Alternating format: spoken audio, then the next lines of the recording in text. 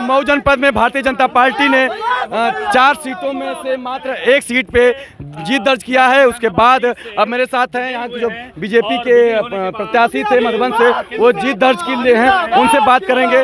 रामविलास चौहान यहाँ पर हैं, बाकायदा आप देखेंगे तो रामविलास जी, पहले आपको बहुत बधाई, धन्यवाद। जीत दर्ज हो गई, क्या पहली प्राथमिकता होगी? देखिए, भारतीय जनता पार्टी सबका साथ, सबका विकास, सबका विश्वास के नारे पर चल रही है। हाँ, ठीक है जी। और उसी के आधार पे हम लोग वोट भी मांगने गए थे जी।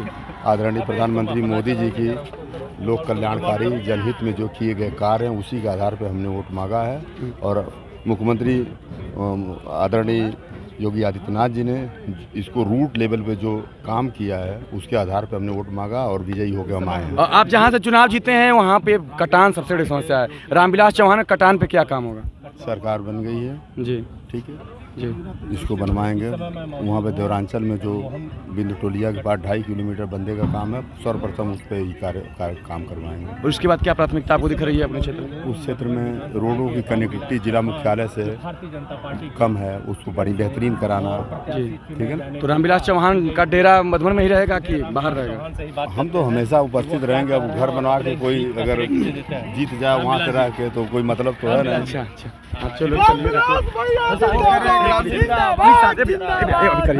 अभी थोड़ा करिए। जिंदाबाद हमारे मुख्यमंत्री विधायक जी आप कोई चुनौती नहीं है। कितना सीटें आई हैं भारतीय जनता पार्टी की? जी नहीं, आपको स्थानीय स्तर पे क्या चुनौती है? कोई चुनौती नहीं है। यहाँ की जनता बहुत अच्छी है, कभी जनप्रतिनिधियों ने उनका ध्यान नहीं दिया है। जो उनका केयर करेगा वही विधायक। आप क्या करेंगे?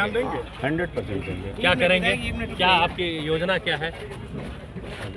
जो डेवलपमेंट वाले कार्य हैं वो तो सरकार ही कर देती है। कानून व्यवस्था वाले काम हमारे बाबा जी कर देते हैं। हम लोग विधायक जो हैं, जो इनके स्थानीय लोकल मुद्दे रहेंगे वो सरकार के पास ले जाएंगे और सरकार वहाँ पे काम इस बार मऊ में तीन सीट सपा के पास चली गई, 1 सीट बीजेपी, उल्टा हो गया, क्या कहेंगे इस पर? नहीं, देखिए, भारतीय जनता पार्टी के प्रत्याशी लड़े हैं काफ़ी मजबूती के साथ। नहीं, सदर विधानसभा से कम 40,000 से हार मिली है, कहाँ से लड़े हैं? 50 बूथों पे तो एक भी हिंदू वोट नहीं है। 50 बूथों पे, 50-58 बूथों पे एक भी हिंदू वोट नहीं है, इसलिए ये सब हुआ।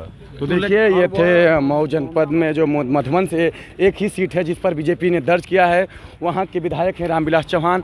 लगातार जीत दर्ज करने के बाद ये मीडिया से अब बात कर रहे हैं, लेकिन सबसे बड़ी बात यह है कि इन्होंने बातचीत में यह कहा कि इनकी जो है प्राथमिकता वो होगी बिंटोलिया के बाढ़ का कटान, क्योंकि मधुबन में कटान की समस्या सबसे अधिक होती है। उस पर ये काम करने के लिए कह रहे हैं, तो देखते हैं कितना काम करेंगे।